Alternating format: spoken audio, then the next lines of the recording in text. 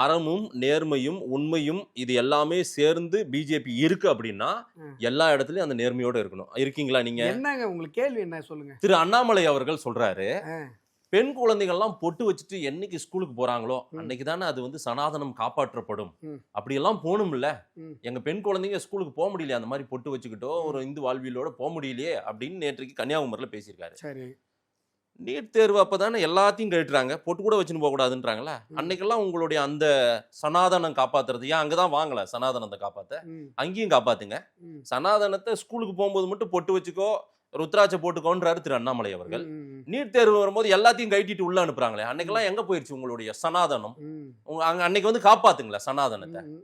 இதே குரூப் தான் இந்த முஸ்லிம் பர்கா போடுவாங்கல்ல கர்நாடகாவில், கத்தி கத்தி பர்தா தானே, பர்தா கத்தி கத்தி உருண்டு புரண்டு ஹிஜாப் இதே மாதேஷ்லாம் பா நான் பில்டப். இப்போ தம்மா துண்டு பொட்டு நெத்தியில வைக்கிறதுக்கு அப்படியே புரட்டி. இல்ல சார், பொட்டு வைங்கன்றீங்க, ருத்ராட்ச போடுங்கன்றீங்க ஸ்கூல் பசங்களுக்கு. நீங்க திணிக்கிறீங்க, உங்க மதத்தை கொண்டு போய் திணிக்கிறீங்க. அதெல்லாம் இயல்பாவே நம்ம பசங்க வச்சுட்டு போறாங்க சார். நான் கூட ஸ்கூல் படிக்கும்போது வச்சுட்டு போனேன் சார்.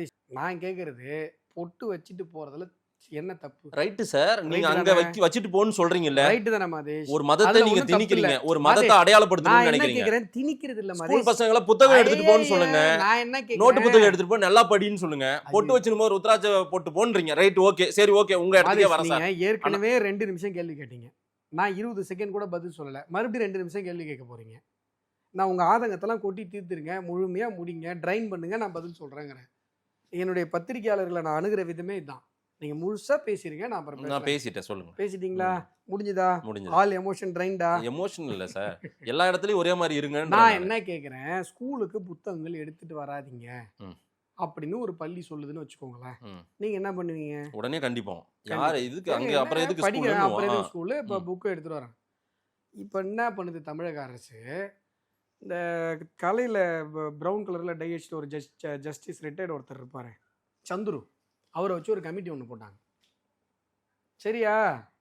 அந்த கமிட்டியில் அவர் ரிப்போர்ட் கொடுக்குறாரு, நெத்தியில் விபூதி குங்குமம் எதையும் வச்சுட்டு மாணவர்கள் வரக்கூடாது அப்படின்னு சொல்லி சிஎம்கிட்ட போய் ரிப்போர்ட் கொடுக்குறாரு.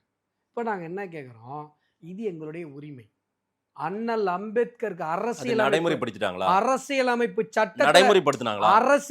சட்டத்துல எனக்கு கொடுத்திருக்கிற உரிமை, அதை தடுக்கிறதுக்கு நீ யார் அப்படின்னு கேக்குறோம் சார். அந்த ரிப்போர்ட்டை யாரும் இம்ப்ளிமெண்ட் பண்ணல சார். எதுக்கு ரிப்போர்ட் கொடுத்த சார்? ஏன் இம்ப்ளிமெண்ட் பண்ணல? ஏன்னா இங்க பிஜேபி ஸ்ட்ராங்கா இருக்கு, நாங்க இல்லனா நீ இம்ப்ளிமெண்ட் பண்ணிருப்ப.